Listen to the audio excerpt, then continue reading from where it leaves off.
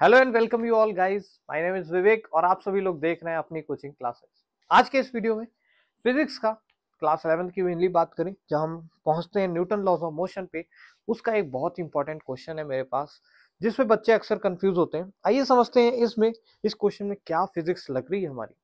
देखिए, सबसे पहले कभी भी न्यूटन लॉज ऑफ मोशन का क्वेश्चन आ जाए बच्चों, आपको फ्री बॉडी डायग्राम बनाना है तो बनाना है। मतलब क्या है फ्री बॉडी डायग्राम का सर?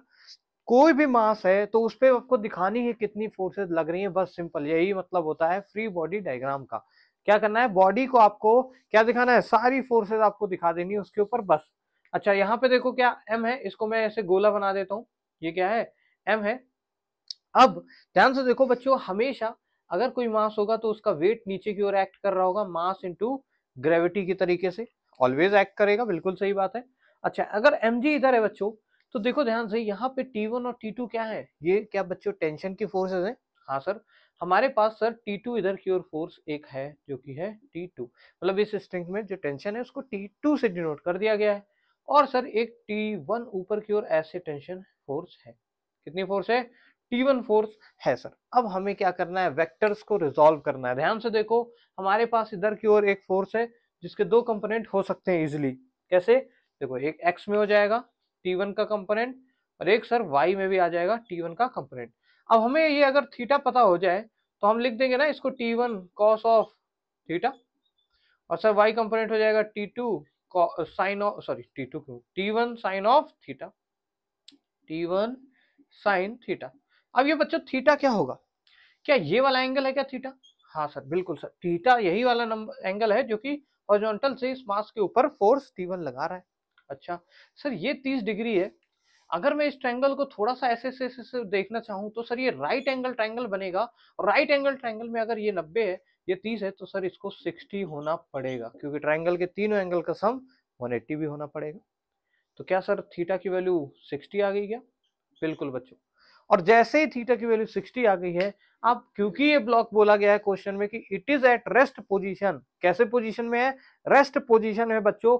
तो वाई एक्सिस की फोर्स को वाई एक्सिस के फोर्स के बराबर कर दो, एक्स वाली को एक्स के बराबर कर दो, या बोल दो नेट फोर्स क्या है इस पे, जीरो है, एक्स एक्सिस पे भी और वाई एक्सिस पे भी। कहने का मतलब क्या है बच्चों, मैं इसको इधर लिख देता हूँ क्वेश्चन के तौर पे। मैं लिखूंगा वाई एक्सिस पे ऊपर की फोर्स थी T1 sine of 60 degree sir, ठीक है। नीचे फोर्स थी सर m इंटू में g थी, बिल्कुल सही बात है। अच्छा, दूसरी इक्वेशन में देखो, x एक्सिस वाली फोर्स है सर इधर की ओर T2, and this will be equals to T1 का cos ऑफ थीटा, यही तो है।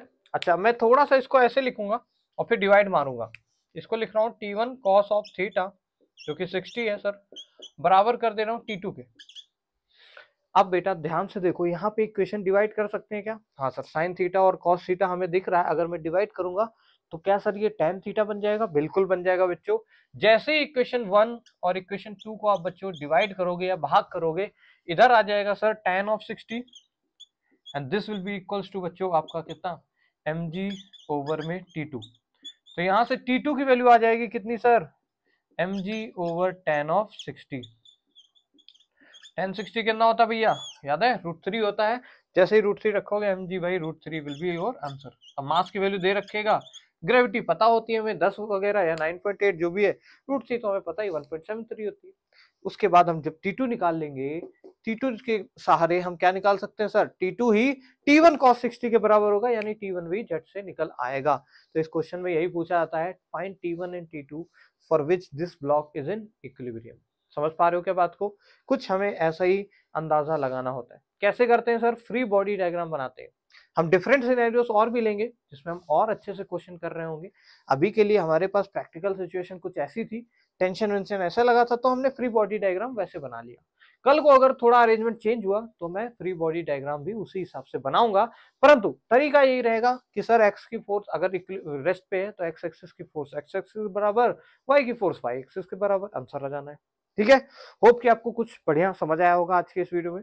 और टारगेट भी इस वीडियो का यही था कि आपको इक्वेशन लिखना और एफबीडी के बारे में थोड़ी सी नॉलेज दी जाए। नेक्स्ट वीडियोस में इसी तरीके के कंसेप्ट और एक्सप्लोर करते रहेंगे। मेरा नाम है विवेक और thank you so much for watching this video. पढ़ते रहिए, देखते रहिए और हंसते रहिए। जय हिंद।